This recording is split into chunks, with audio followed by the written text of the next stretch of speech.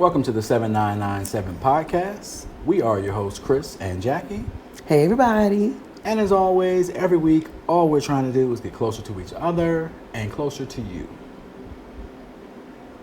See, have we accomplished any of that? We getting there. I know we're definitely closer to y'all. Oh, we working on it. I don't know if we're closer to you just yet. I don't know. We still working on it. You might be working on my nerves. My Lord. Close enough to hit the nerves. Almost 26 years. Yeah. It's nerve-wracking over here, y'all. Yeah. But anyway, we'll tell y'all why.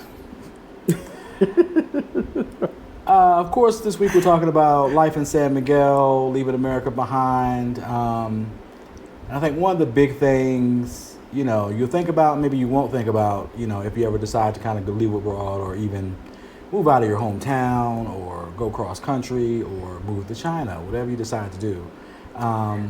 There's going to be things that you can't find, can't have in your new location that you're going to miss. Yep. And there's some things that maybe you just won't miss at all. Correct. You're fine without having those things around.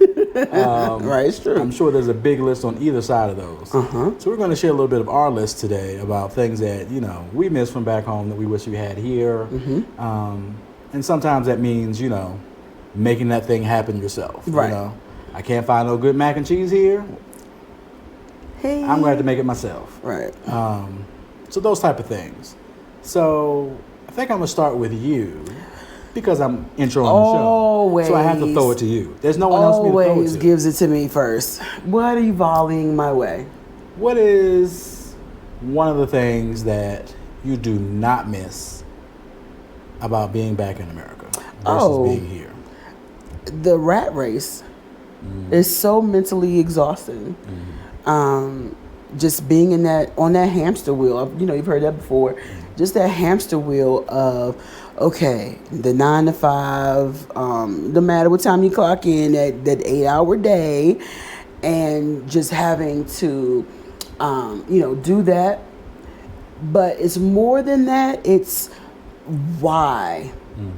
For, because everyone has to work, right? It doesn't matter where you live. Everyone has to work, whether it's, and this is I'm not demeaning anybody at all, but whether you are collecting trash, for recycling to get a couple of dollars or pesos or wherever you live to get your money so that you can, eat, or what have you, whatever it is that you do, you do need some money to go along with it so you can purchase things for your quality of life. But in America, it's you need to work so that you can afford the $300,000, $400,000, $500,000 house. You gotta have, because it's the American dream, right? You have to have the 2-car garage or at least 2 cars in the driveway. You have to have a walk-in closet. You know what I mean? You have to. And so it's just having to do all of that to keep up that kind of lifestyle. And then even with just the bare minimum. I remember our electric bills used to be $150, $200 just to work to pay that kind of money for your utility. Right, just to keep the lights on. Just to keep the lights on. Yeah. That is exhausting. I don't miss that. I absolutely don't miss that. And to tag along with that are just the exorbitant prices of everything. You can go into a cafe, a restaurant here, a fruit stand, a fruit whatever, and a grocery store and grab a green juice.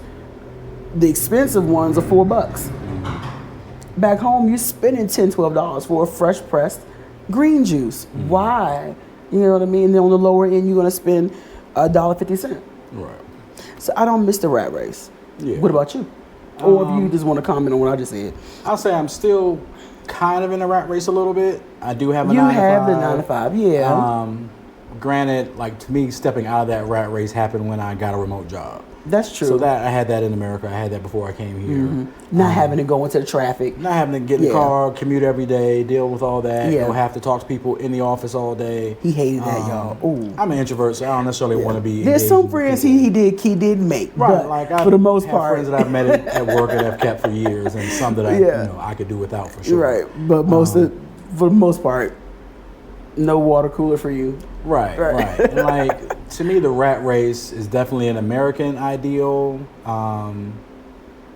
I mean, it happens all over the world. Like, you go to, Japanese salarymen, the rat race is much worse than it is in America. Like, it's bananas over there. So it's not necessarily just an American. Let me take that back. It's not just an American idea. It's just our experience. Right. So, like, I think even being in America, you can change your mindset to say, hey, I don't have to always be trying to upgrade and level up and get higher and spend more money. Because it seems like every time you get a promotion, you make a little bit more money, you get an influx of cash. Yeah. You find the new way to spend that money on something to kind of raise your level garage, to walk quality of life. Oh, we got cable. I remember that's one of the first things we did when we first got married. Y'all, look, when we got a raise, we could get cable now. Shows you how broke we are that we could not afford cable. But it's real life, right? Yeah. This was before internet and we don't need cable. We could just, stream. But yeah, it's like, okay, we got bunny ears. We got PBS. But now we got us a raise. We can get cable. Yeah, It's different. But I want to just say something because you mentioned Japan. Yeah. America is not the only 9 to 5, go to your corporate job kind of a culture. However, it's still different because that is the pinnacle of life. You know what I'm saying? Like when it comes, just what I've researched and things like that. When you go across to other countries, they may work hard, they may work long hours, but like their companies have different rules. During COVID, they didn't fire anybody. People weren't let go. Those different cultures you're going to have in different countries, you're going to have different infrastructure. So they have good health insurance, right? So it's just different. It's different. So they may work long, they may work hard. They are definitely their children. They're about their education, but their system still will help the person. Yeah. Do you understand what I'm saying? Whereas our system is like get in or get out. Right. You know what I mean? It's survival of the fittest. You know what I mean? So there's a little difference too. Yeah. And I think to piggyback off your statement, one of the things I don't miss at all is having to rely on a car. Yeah. Having to pay a car note, pay insurance, keep up the car. You definitely feel like, every few years you want to upgrade and get something a little bit nicer, a little bit better. It's hard to kind of settle in and say, hey, I'm going to keep this clunker for as long as I can. 15, run it into the ground. Right.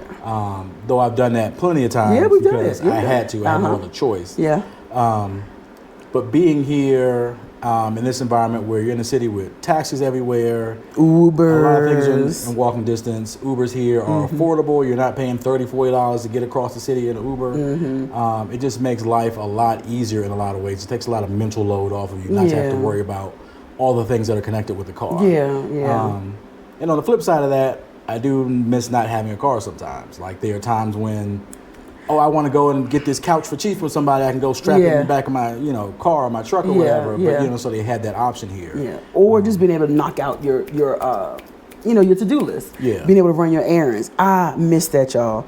Oh, I miss that. And he won't let me drive. I just want to, like maybe on a monthly basis, rent a car. If y'all want me to be able to just rent a car on a monthly basis or maybe every quarter, can y'all put that in the comments, please? Be on my side. Go ahead. She always said she want to do something until she does it, and then she don't want to do it no more. That's why I said so when we was back home, she'd be running to the passenger seat. She wasn't trying to drive nothing. Man, if you don't get... Thank you. All I want is to be able to run those errands, Because I'm going to tell you with the Uber, even though they're so convenient and affordable, like the most expensive Uber rides here, it depends... obviously on the day or the time, whatever. It could be upwards of $5 or $6.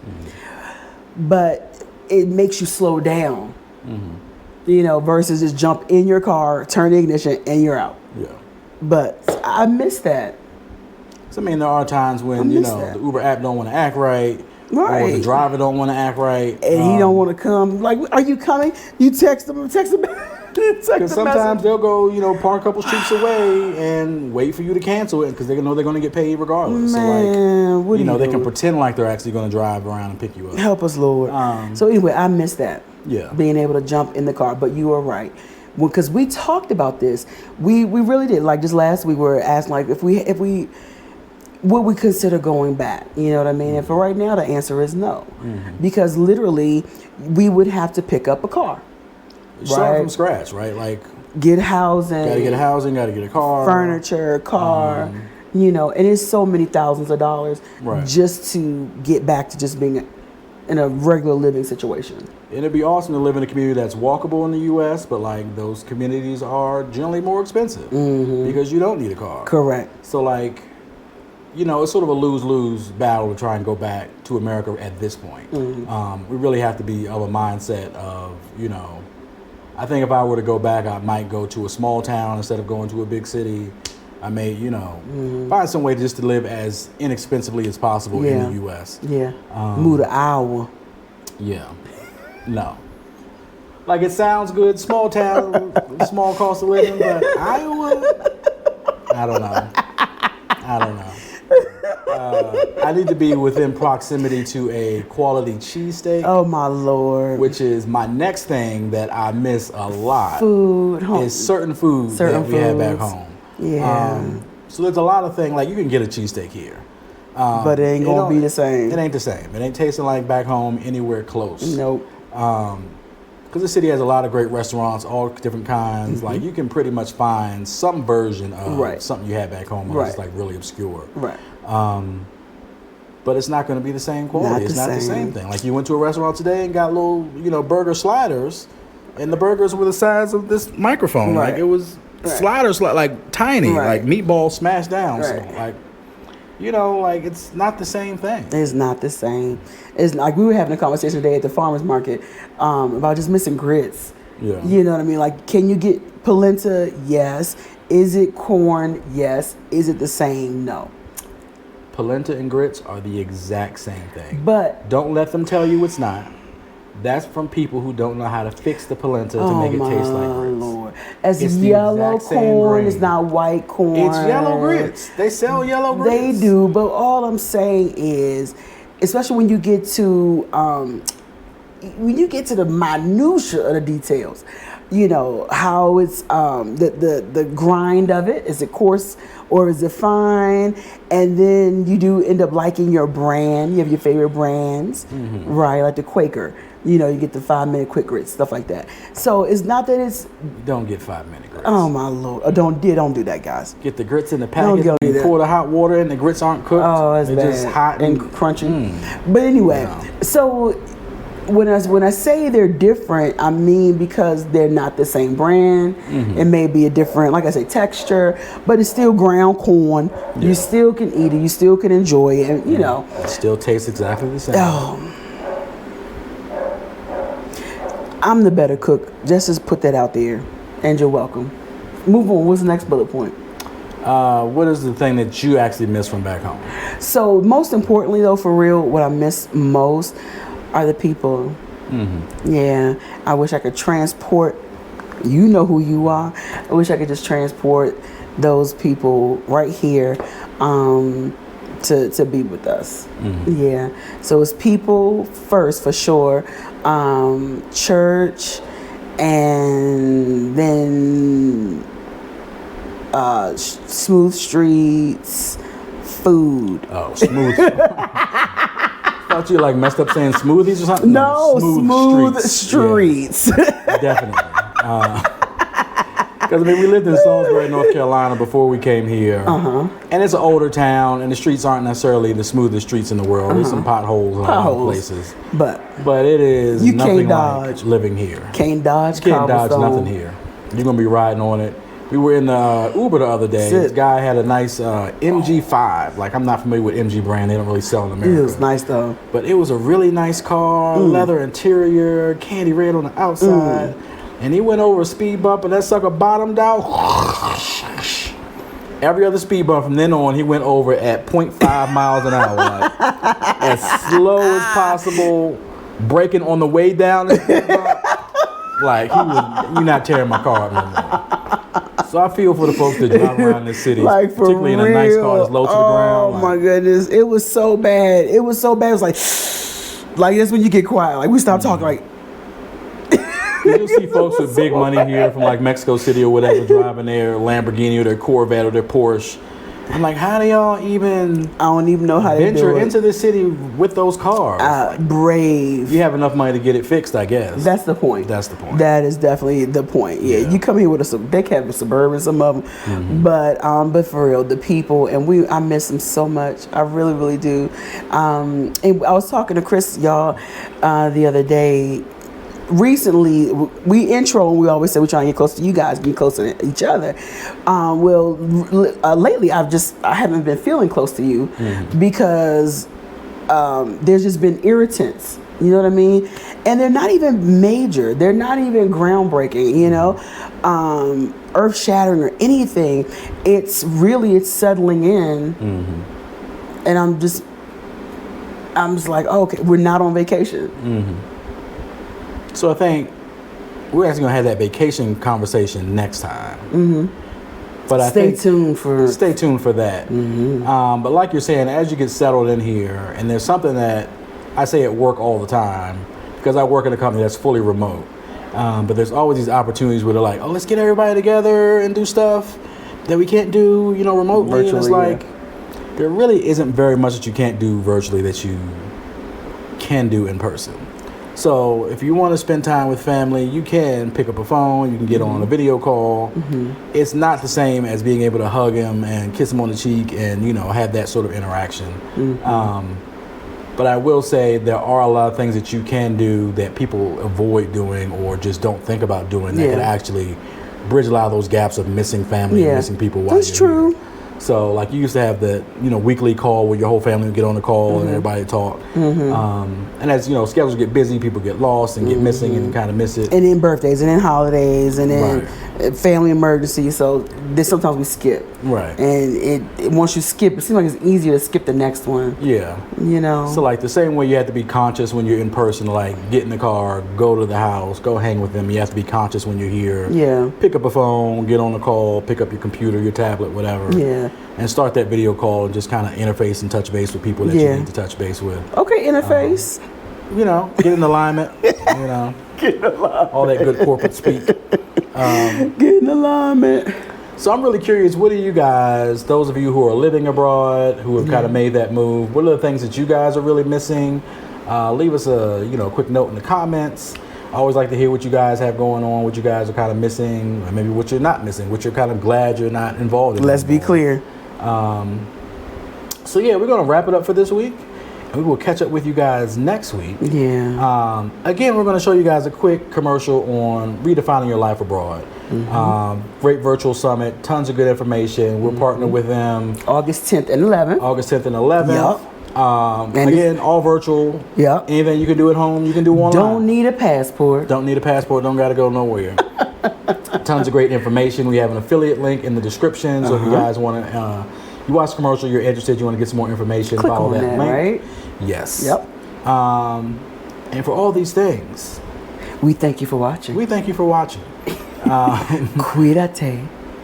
Arias Garce, take care and take a chance. And y'all subscribe, like, comment, Buy us a coffee. share. Enjoy the longest outro ever. Oh my blueberries. And watch the next episode because we are going to talk about what's been going on. Yes. Yeah. Life-changing, settling in. That first year feels like a vacation. The second year down. feels like home. And now it's a real deal. Yeah. See y'all later. Bye. Public service announcement. I'm Jackie. And I'm Chris from the 7997 podcast, live from San Miguel de Allende, Mexico. And we are excited to partner with the Redefining Life Abroad Virtual Summit. In just a few short weeks, August 10th and 11th, we are going to learn about handling our finances while living abroad. And really the reason why you want to be there is because you're going to gain insights into working remotely and even starting your own business. We have expert speakers on all these different topics about finances and family that can help you better live your life abroad. There are families, there are married couples, folks with children. Just come and learn what they've experienced, the good, the bad, the ugly. Even for ourselves, We had to make all kinds of adjustments with new financial obligations, working remotely, while having family and friends and important matters back home. So don't miss out. So make sure you go to the website on the screen to check out all the information about the Redefining Life Abroad Virtual Summit. August 10th and the 11th. Be there or be square. You see the website on your screen. Go there and go ahead and sign up. You will not be sorry. This is the 7997 Podcast, your home for raw and honest conversation, featuring Chris and Jackie, with new episodes every Sunday, wherever you get your podcasts.